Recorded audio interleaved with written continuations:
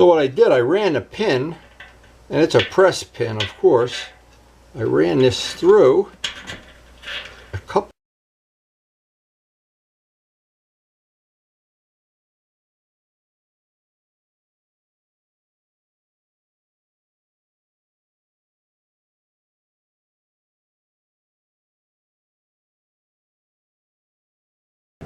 Now in the next couple of days, I'm hoping we're going to have a culmination of something I've been waiting to do for a long time for Rob. Rob was the original owner. Rob and I, my son-in-law Rob, partnered up on this bike in 2009. I restored it in the winter of 2019, and it's not been ridden since its restoration. The reason is, I was saving this. I thought this would be a really neat thing. I'm not sure, since Rob is really only gets to ride a limited amount. He's a daddy, of course, and that's his priority right now. So when we do get to ride together, which is a limited time, I was thinking what a cool thing would be, because we're all sequestered with the virus and everything. I would like him to have the first ride on the bike, and I thought that would be really neat. Bring back a lot of good memories. He's had the bike and ridden it for 10 years, but he's never ridden it with the new paint job, the new restoration parts, and I think it's just going to be a fun day. We're trying to plan it within the next couple of days because we have to work around his work schedule. Of course, he's still at the point in his life where he has to go to work every day, and so if maybe you are too, I don't know, but that's our thing. We're going to try to get ready. I'm going to try to get it. It's never been ridden since it's been painted, so that's a little surprise I've been saving for Rob. I hope it works out. Now, if you followed our channel over the years, you know I spent, well, it was about 900 hours on this restoration, and the first time I rode it, had a little minor accident and had to repaint the bike. About 2/3 of it, really. We don't want that to happen this time. We'd like to have a nice, safe ride. Another true story, when I actually picked up the R1 from Motorcycle Mall in 2009, it was in the winter, and the day I was due to pick it up, they were predicting snow. It looked like it was going to snow, and by the time they got done with all the paperwork and whatever, they had to show me where the throttle was and where the brake pedal was and tell me don't go too fast and whatever. By that time, we looked outside, and it was snowing pretty good, and I rode this home in the snow for the first time. Brought it into the garage, and I was so excited, I didn't put the kickstand down. Not all the way. And it tipped over. Luckily, nothing got broken because I have rugs in the garage. But it seems like every bike, the first ride of a new bike, there's always some adventure. Now, maybe not everyone, but because my mind, going back to 1982, I don't remember what the first ride was like. All I remember was I was in love with this bike the day I bought it. And the green bike, I guess the green bike is the only one there's no, well, uneventful would be the right word. Anyway, that's what I'm anticipating in the next couple of days. But unfortunately today it's pouring rain. And Pokey's stuff has been drying out here in the garage. Pokeyzilla, his new name. Pokeyzilla. Boy, did that ever dry up. Now, we took a lot of extra time to do this. And boy, oh boy, it paid off big time. Now, I wanted to explain what I thought about doing. Now, I thought about these stickers. I looked at them close, and they're really dried out. So what happens is, and this is really a critical thing, what happens if you put a sticker on paint that's only a day old and it's crooked, and you go to peel it up, you'll pull the paint up, more than likely. The other problem is the silver was almost like 2000 grit sandpaper. This color has, and I don't know if you can see it, it's really got a lot of flake. I call it flake, it's pigment. But what happened is, I thought about this, and I thought about it long and hard, and this is a good tip. If I put the stickers over this, and then I was originally going to try to put clear on top of it, and I thought, uh-oh.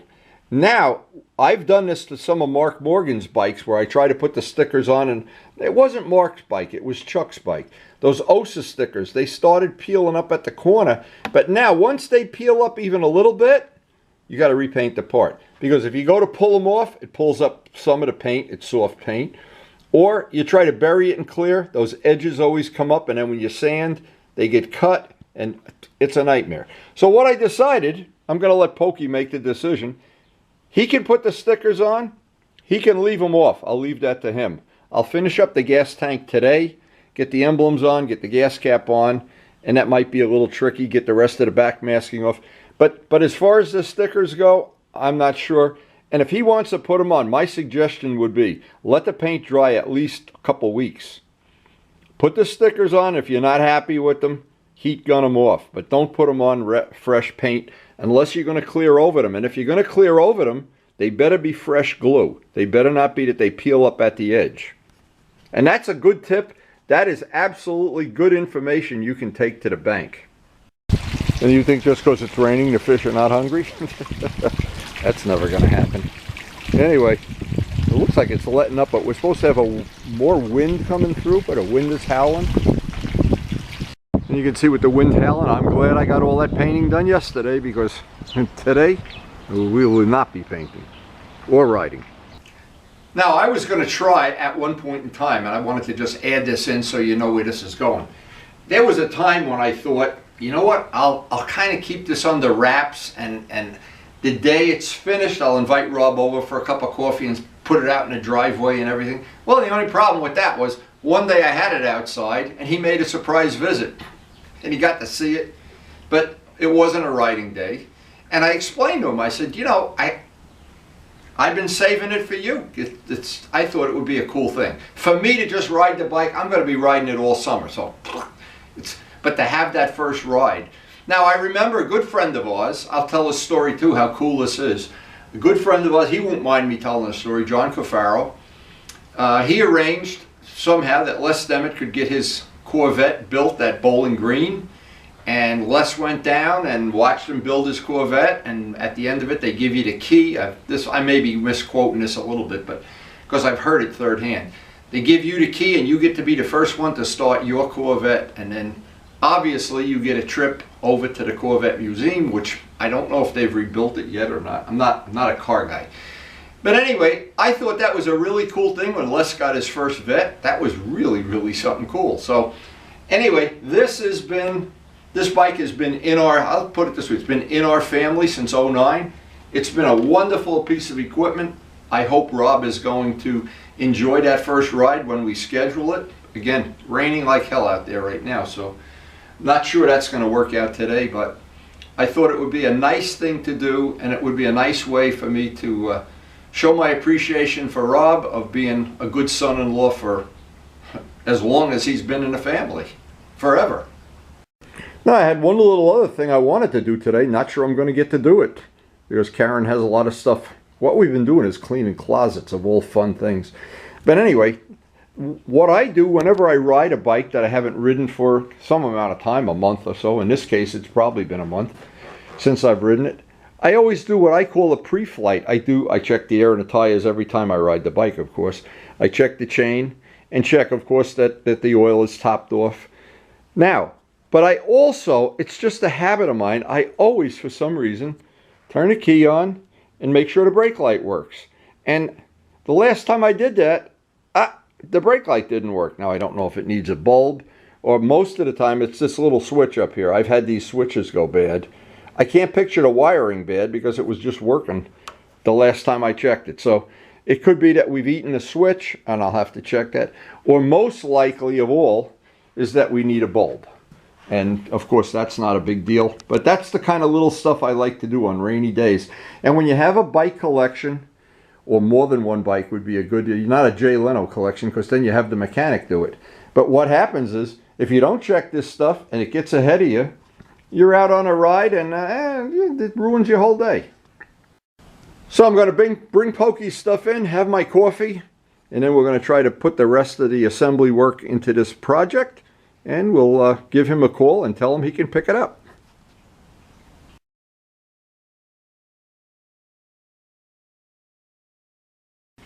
Oh, I need my coffee before we can start off anything with the day. This will get the day moving. Now, I'm not sure you can see our wisteria is coming into full bloom, but what happens whenever we have a storm like we're having today, it can destroy that we lose half of the flowers. And Karen's little garden in the back here, Nanda, if you only knew what's happening to our back porch. We are turning this into a gardening center.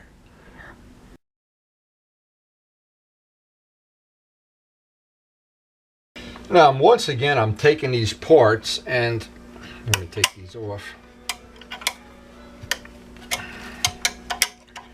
And I've got a theory about this that, and believe me, I know from experience, these stickers do not give me a sense of confidence. In fact, I see they're not even, well, I'm going to leave it to Pokey to figure out how he wants to do this. Because here's the thing, if you do it this way, if you put them on top and you decide you don't want to, I would at least let this paint dry, I don't know, a week anyway. Maybe in this cold weather, it's still cool out. But again, these stickers, you don't know how old they are. They might be brand new. They might be 20 years old. I don't even know how old this bike is. But the problem is I have put a ton of work and effort, and there's even money involved in it. It's probably $60 worth of paint on this. So not counting the clear, which is probably another $50. But here's the whole thing. Right now, there's nothing bad happens if you put these on top and you don't like them 2 weeks from now. If you put them on there today and you don't like them, or if you put them on and somehow they're not straight. So again, I'm taking a coward's way out. I'm going to let Pokey put his own stickers on. I'll help him put them on if he wants, but I think right now it'd be best to just let that sit for 2 weeks or so before you even attempt to put these on.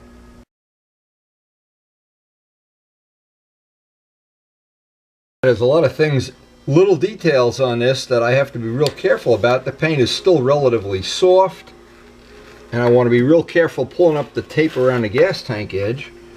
We've got a lot of clear on this tank. A lot of clear. I put it on in thin coats yesterday, and the paint is still pretty soft. I don't want to do anything to take a chance that we're going to have an edge pull up. Now, believe it or not, I vacuumed this with a shop vac. I blew compressed air into it. I did a lot of things to try to make sure I got as much of the rust out of it as possible. But the reality is there's still a lot of rust in this tank.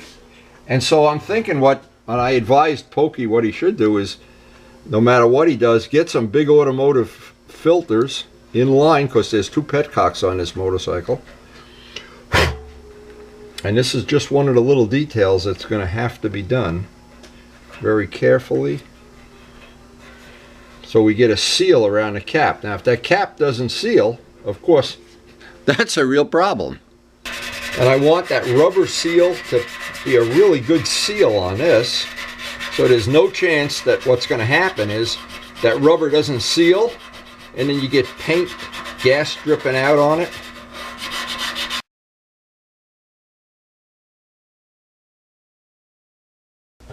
And the other thing is where I've sealed this off by the petcocks here.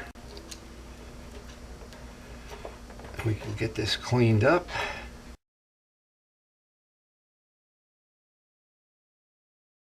Now, before I fit the cap, I took Pokey this little tool, which I guess he won't need if I put the gas cap on.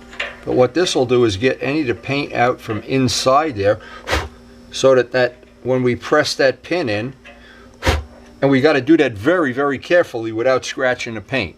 Make this stuff up as I'm working on Pokey's tank here, and Karen is up there emptying out closets, and she stumbled upon something. This was the first cookbook she ever had as a young woman, and it's fallen apart. So what I'm going to try to do here is restore it for her. Now, this is not, I didn't expect this to happen today, but every day is an adventure here. So I want to try to, that didn't work. Sometime you win and sometime you lose. Yeah, that'll help. I'll trim that with a razor.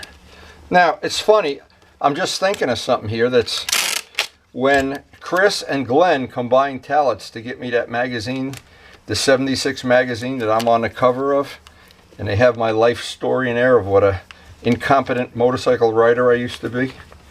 Embarrassing story. Anyway, this is something that's priceless to Karen. And to have the first cookbook you ever had, that's pretty cool. So we take a little break here, have a cup of coffee, get back to working on Pokey stuff.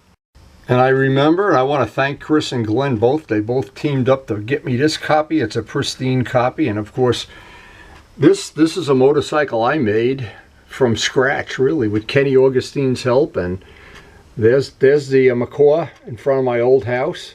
And I just think, wow, in 76, now just think about this. 1976, what a different world it was. Man, it was, to look at this bike, there aren't even any mufflers. There were tune pipes without silencers. What a different world we live in. And then just think how priceless this picture is. One of the very few pictures I have of my father and his pilot's license, his driver's license, or whatever that is. And one of the very few pictures I have of 2833 Hotel, my air coupe. Now it's funny, modern people, they have pictures of everything on their phone. I don't have a lot of pictures. I only have a few hanging on the wall of my shop. But for me, that's enough. And I just think to myself, wow, are these priceless? And by the way, while I'm down here, Karen's up there cleaning closets. I hear her making noise. Oh my God, that is so great. Look at this, is from 2013. Wow, you really can't put a dollar value on any of this stuff. And just like Karen's cookbook, it's priceless. So you might have been thinking that I'm making this up. This is Karen's cookbook collection. Holy crap. Even I never realized you had this many. That's a small part of it. We have a whole closet in our house dedicated to cookbooks.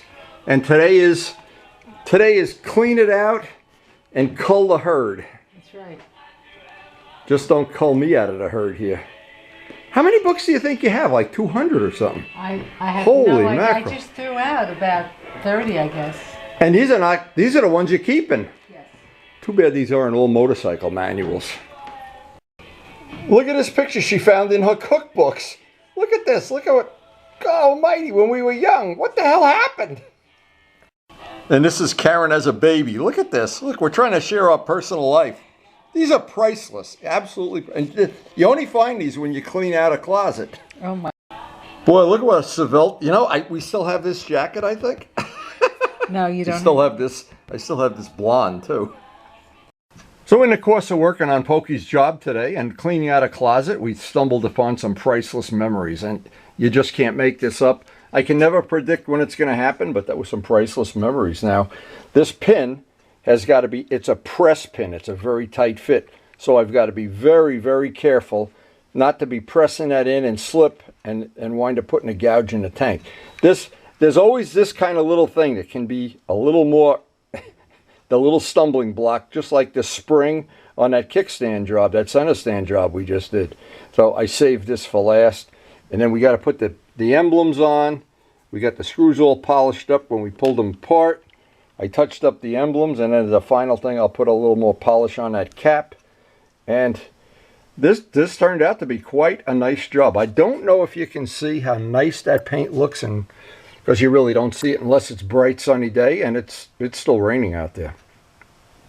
So what I did, I ran a pin, and it's a press pin, of course. I ran this through a couple of times, in fact, get whatever paint is in there. And now, of course, it has a knurl on one end, so I don't know which way is going to be the easiest way to get this to go in. We're going to have to see if that goes in that way. Okay, now I need that little tool. This is going to be a little tricky.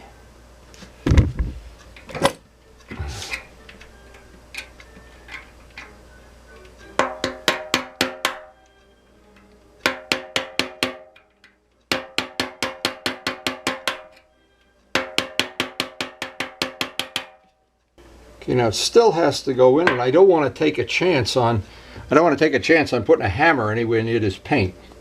So as tricky as this might be, it's that the paint buildup down here where the pin goes is not allowing the cap to get in the right position for that pin to go right through. So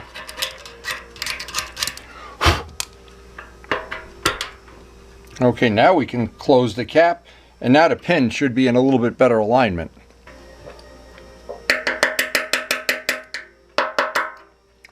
Now luckily our PokeZilla tool will donate to this to Pokey. It pressed the pin in. Perfect. All right, one little step for mankind here. So far anyway. Okay, so that's in. The cap opens and closes and shuts and seals. That's good. Now the emblems.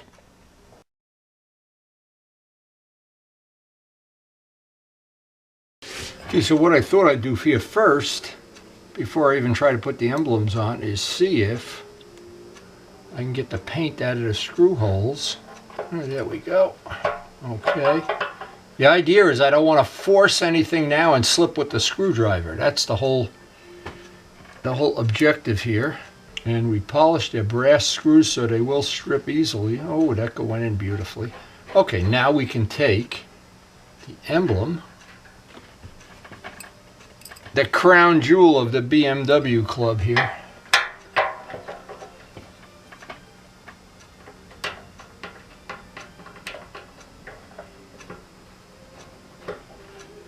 And the trick is don't slip with the screwdriver. I always try to make sure when I do this that the screwdriver and the screw, not sure you can even see this, is a really nice tight fit. So if it slipped, and then there goes your new paint job. And granted, a job like this is just a lot of little details. Boy, there's no end to the details. And when they're all done right, it's a thing of beauty. And when they're not, and you wouldn't want to cross thread these screws, that would be a critical mistake.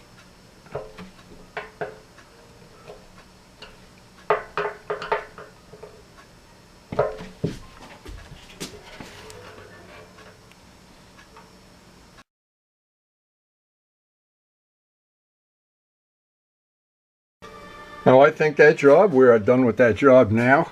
That absolutely is an amazing thing when you remember how bad this tank was. And I on purpose didn't want to take any pictures of it. I don't want any memories of this. This was a nightmare to get the paint off.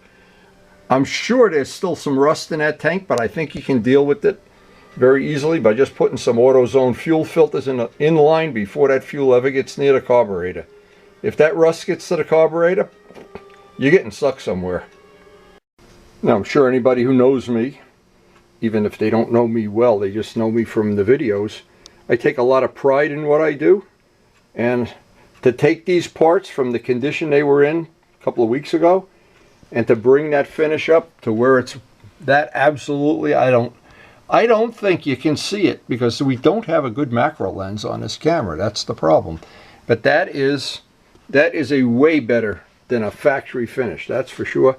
And the only thing left for Pokey to do is figure out if he wants to put those stickers on or whatever. And I think that's just an amazing job. See, to me, I know how much work goes into a job like this. A lot of people don't. And so what I'm going to do is let this job sit here at least a couple days so that paint hardens up so it's good in transit, or if he's going to start putting the bike back together. And that's always cheap insurance if you're not going to ride the bike the next day. So again, I'm really happy the way this came out. Pokey, it's a mitzvah, and I hope you really truly appreciate it. I'm sure you do. But this was what you can look at the definition in the book, a labor of love. To bring this tank back from the living dead, or the dead, I don't even know. And Karen's talk about dead. Karen's knocking herself out organizing that closet. She really does have about 500 cookbooks. It's unbelievable. That's her passion. This is my passion. And if you share any of these passions, you'll probably enjoy the videos. Anyway, I want to thank our healthcare workers again. Boy, without them, we would be in we would be in deep need of restoration. Anyway, this was a labor of love. Hope you enjoyed the video, and thanks for watching.